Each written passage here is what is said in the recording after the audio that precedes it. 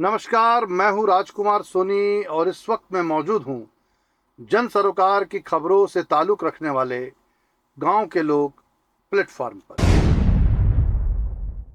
दोस्तों, बीते एक दो दिनों से गुजरात के भरूच इलाके का एक वीडियो सोशल मीडिया में जबरदस्त ढंग से वायरल हो रहा है। इस वीडियो में यह साफ साफ दिख रहा है कि हजारों युवा एक जगह इकट्ठा हैं और एक दूसरे से आगे निकलने के लिए धक्का मुक्की कर रहे हैं। युवाओं की भीड़ इतनी ज्यादा है कि पहले तो स्टील की रेलिंग टेढ़ी होती है और फिर बाद में टूट जाती है। वीडियो में जो भीड़ दिख रही है वो नौकरी पाने के लिए आए हुए नौजवानों की भीड़ है। बताते हैं कि थर्मैक्स नाम की एक कंपनी ने एक होटल में काम करने के लिए मात्र 10 वैकेंसी निकाली थी, लेकिन 10 पदों के लिए आ गए हजारों हजार युवा। सोचिए कि बेरोजगारी की समस्या कितनी भयावह और कितनी विकराल है। बाय द वे, यह दृश्य केवल गुजरात का ही दृश्य भर नहीं है। ऐसा दृश्य हिंदुस्तान के हर शहर में अब आम हो चला है। यह अलग बात है कि कहीं वीडियो बन जाता है और वायरल हो जाता है तो कहीं पर नहीं बन पाता।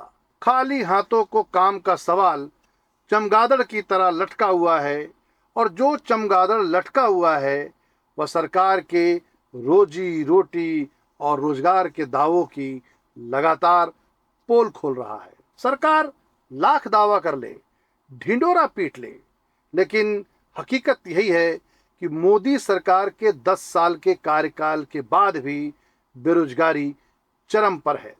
सभी क्षेत्रों में रोजगार के अवसर घट गए हैं। सरकारी क्षेत्रों में जॉब मिलना तो दुष्कर है ही, लेकिन निजी क्षेत्रों में भी नौकरी हासिल करना मुश्किल हो गया है। खैर, भरूच के इस वीडियो को देखकर विपक्षी दलों के अनेक नेताओं ने इसे बेरोजगारी का गुजरात मॉडल करार दिया है। कांग्रेस का कहना है कि भाजपा बेरोजगारी के गुजरात मॉडल को ही पूरे देश में थोपना चाहती है। कांग्रेस के राष्ट्रीय अध्यक्ष मल्लिकार्जुन खड़गे का कहना है कि नौकरी के लिए भटकते हुए युवाओं की जो भीड़ वीडियो में दिखाई दे रही है, दरअसल वह धोखेबाजी का मॉडल है। नेता प्रतिपक्ष राहुल गांधी का कहना है कि बेरोजगारी की बीमारी भारत में महामारी का रूप ले चुकी है और भाजपा शासित राज्य इस बीमारी का एपी सेंटर बन गए हैं। एक आम नौकरी के लिए कतारों में धक्के खाता भारत का भविष्य ही नरेंद्र मोदी के अमृत काल की हकीकत है। दोस्तों, गुजरात की तरह छत्तीसगढ़ में भी भारतीय जनता पार्टी की सरकार है और यहाँ का युवा भी अमृत काल के दौर से ही गुजर रहा है। छत्तीसगढ़ के वित्त मंत्री हैं ओपी चौधरी। भाजपा की राजनीति में आने से पहले चौधरी साहब आईएएस थे, मतलब भारतीय प्रशासनिक सेवा के बड़े अफसर थे। कई जिलों में कलेक्टर रहे हैं। युवाओं को हिम्मत नहीं हारने के लिए प्रेरणा भी दिया करते थे। कुछ कोचिंग क्लास वगैरह भी वे चलाया करते थे। तो चौधरी साहब के मंत्री बनने के बाद अभी हाल के दिनों में कुछ युवाओं ने उनसे मुलाकात की और उनके पास जाकर यह गुजारिश की कि साहब कुछ भर्ती वगैरह निकलवा दीजिए। जवाब में वित्त मंत्री ने कहा, सरकार के पास भर्ती निकालने के लिए पैसा ही नहीं है, पैसा कहाँ से लाएंगे।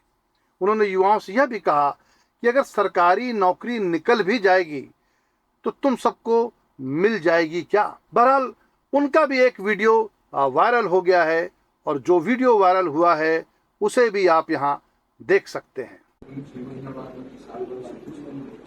सरकार जो निर्णय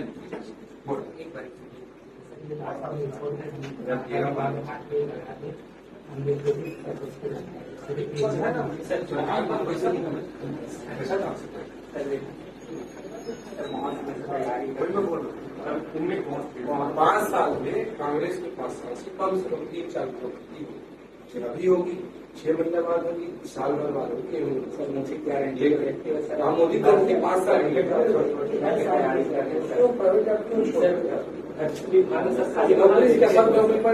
निकल भी जाएगी। 3-4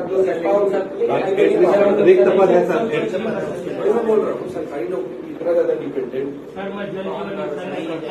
बोली बात सुनोगे मैं भी परीक्षा छोड़ के आया हूँ तब बोल रहा हूँ है ना,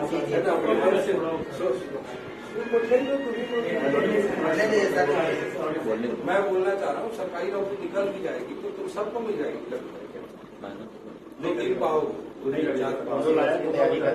लायक क्या, लायक 1% 99 लायक न लायक वाला बात। दोस्तों, एक तरफ बेरोजगार एक अदद छोटी सी नौकरी पाने के लिए जद्दोजहद कर रहे हैं, अपने सपनों के साथ पटरियों पर कटकर आत्महत्या भी कर रहे हैं, तो दूसरी तरफ मुकेश अंबानी के बेटे की शादी हो रही है। शादी तो अमूमन सबकी जैसे तैसे हो ही जाती है, लेकिन अंबानी के बेटे की शादी में भव्यता के नाम पर जिस खराब तरीके से पैसों का प्रदर्शन हो रहा है, वो यह साबित करता है कि देश बुरी तरह से आर्थिक असमानता के भंवर में फंस चुका है। एक तरफ खूब पैसा है तो दूसरी तरफ खाने के लाले पड़े हुए हैं, लोगों के पास काम नहीं है। यह शादी एक डराने वाली शादी है और मुट्ठियों को भींचने वाली शादी भी इसे हम कह सकते हैं। मुकेश अंबानी की बेटी की शादी का जो कार्ड छपा है वो काफी महंगा है। कार्ड को लेकर ही कई तरह की खबरें छपी हैं, सोना चांदी भूत भभूत ना जाने क्या क्या है कार्ड में, क्या क्या चस्पा है, और जो भी खबर नवीस हैं वे सब कार्ड की विशेषताओं को अपनी खबरों में बता रहे हैं और गदगद हैं। बहरहाल शादी का यह कार्ड देश के कई नामी गिरामी नेताओं, उद्योगपतियों, फिल्म स्टारों और नामचीन खिलाड़ियों को भेजा गया है। अब दरबार में कौन कौन हाजिरी लगाने गया था, इसकी तस्वीरें भी वायरल होने लगी है और अब से लेकर 2-4-10 दिनों तक पूरी मीडिया में यही चलने वाला है कि शादी में कौन कौन पहुंचा और कौन कौन नहीं पहुंचा, किसने ठुमका लगाया और किसने ठुमका लगाना जरूरी नहीं समझा। दोस्तों, इधर चुनाव में करारी पराजय के बाद पूर्व केंद्रीय मंत्री स्मृति ईरानी ने बंगला खाली कर दिया है। वैसे देखा जाए तो जब किसी राजनेता को बंगला अलाट होता है तब भी खबर बनती है, और जब बंगला खाली होता है तब भी खबर बनती है। जैसे हमने देखा था कि राहुल गांधी की जब सांसदी छीन ली गई थी तब उन्हें भी बंगला खाली करना पड़ा था, खबर बनी थी और यह सुनने को भी मिला था कि बंगला तो जनता का होता है, खाली ही करना होता है। अब जबकि स्मृति ईरानी ने भी बंगला खाली कर दिया है तब भी यही कहा जा रहा है कि बंगला तो जनता का ही होता है, खाली तो करना ही होता है।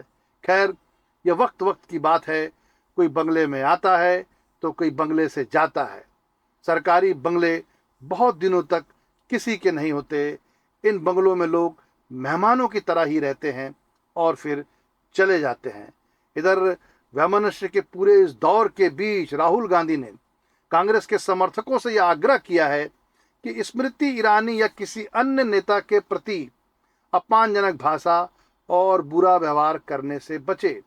उन्हें सोशल मीडिया में लिखा है कि लोगों को नीचा दिखाना और अपमान करना कमजोरी की निशानी है, ताकत की नहीं। अब राहुल गांधी की यह बात कितने समर्थकों के समझ में आती है या एक अलग मसला है, लेकिन जो भी हो उनकी इस समझाइश की लोग जमकर तारीफ कर रहे हैं। वैसे समझदार लोग अक्सर कहते हैं, हमने सुना है कि जब कोई मीठा खाकर ही शुगर जैसी बीमारी से मर जाता है तो फिर उसे नाहक जहर क्यों देना चाहिए। दोस्तों, बीते हफ्ते जब देश के प्रधानमंत्री रूस के 22वें वार्षिक शिखर सम्मेलन में शिरकत करने के बाद ऑस्ट्रिया गए तब सोशल मीडिया में यह सवाल जमकर उठा कि वे हाथरस और मणिपुर कब जाएंगे। जो राजनीतिक प्रेक्षक हैं उनका मानना है कि राजनीतिक संबंधों में या कूटनीति के लिए, उसकी मजबूती के लिए विदेशों का जो दौरा होता है वह अनिवार्य होता है, लेकिन जब देश को राहत का मलहम चाहिए होता है तब किसी राजनेता को पीड़ित इलाके का दौरा करना चाहिए और उन इलाकों को प्राथमिकता देनी चाहिए। बहरहाल, नेता प्रतिपक्ष बनने के बाद राहुल गांधी ने पहले हाथरस का दौरा किया और फिर वे मणिपुर पहुंचे। उनकी ताबड़तोड़ यात्रा के बाद लोगों ने यह भी कहा कि जो काम प्रधानमंत्री को करना चाहिए था वह काम राहुल गांधी कर रहे हैं। दूसरी ओर भाजपा ने यह आरोप लगाया है कि राहुल गांधी जानबूझकर संवेदनशील क्षेत्रों का दौरा कर रहे हैं और देश में आग लगाने का काम कर रहे हैं। वैसे यह बात समझ से परे है कि किसी संवेदनशील इलाके में जाकर लोगों को ढाढ़स देना, उनकी हिम्मत बंधाना कहाँ से आग लगा देने वाला काम होता है। वैसे राहुल गांधी ने जब संसद में 3 जुलाई को अग्निवीरों की आवाज उठाई थी, तब भी यह कहा गया था कि वे सेना का अपमान कर रहे हैं, गलत बयानबाजी कर रहे हैं, देश को आग में झोंकने का उपक्रम कर रहे हैं। लेकिन यह भी सच है कि उनके द्वारा आवाज उठाने के बाद ही अग्निवीरों के परिजनों के खाते में पैसे आने लगे। सच तो यह है कि जब विपक्ष मजबूत होता है तब जनता के जो काम हैं वो थोड़े बहुत सरल हो जाते हैं। अब चलते चलते एक दो बातें मैं और कर लेता हूँ। वो यह है कि एक बार फिर दिल्ली के मुख्यमंत्री अरविंद केजरीवाल को जमानत मिल गई है, लेकिन वे कब तक जेल से बाहर आ पाएंगे यह साफ नहीं है, क्योंकि सीबीआई का भी एक केस उनकी ओर से दर्ज है। अयोध्या में एक बड़ा जमीन घोटाला हो चुका है, वह सामने आया है।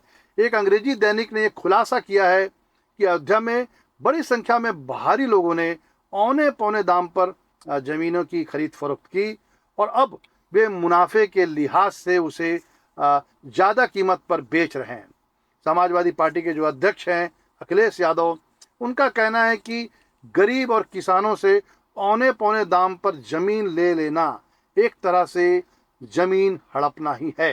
जैसा कि मैंने पहले कहा था कि देश जो है वो अमृत काल के दौर से गुजर रहा है, तो जो लोग अमृत काल को मानते हैं उनके लिए एक बड़ी खबर यह है कि भारतीय जनता पार्टी के जो राज्यसभा सांसद हैं, राष्ट्रीय प्रवक्ता सुधांशु त्रिवेदी के बड़े भाई हिमांशु त्रिवेदी के घर में चोरी हो गई है। अब चोर क्या क्या ले उड़े हैं यह तो साफ नहीं है, लेकिन इतना जरूर साफ है कि उत्तर प्रदेश ही नहीं, भाजपा शासित हर राज्य में कानून और व्यवस्था की स्थिति अच्छी नहीं है। छत्तीसगढ़ में तो कानून और व्यवस्था की स्थिति बहुत ही ज़्यादा खराब है। यहाँ मॉब लिंचिंग की घटना हो चुकी है, बस्तर में हत्याओं का सिलसिला थमा नहीं है, चोरी डकैती की घटनाओं में बढ़ोतरी हो रही है, बलात्कार की घटनाओं में इजाफा हो रहा है। और शायद यही एक वजह है कि छत्तीसगढ़ कांग्रेस ने 24 जुलाई को विधानसभा का घेराव करने का ऐलान किया है। अब देखते हैं कि इस घेराव से सरकार के कान में जू रेंगती है या नहीं रेंगती है।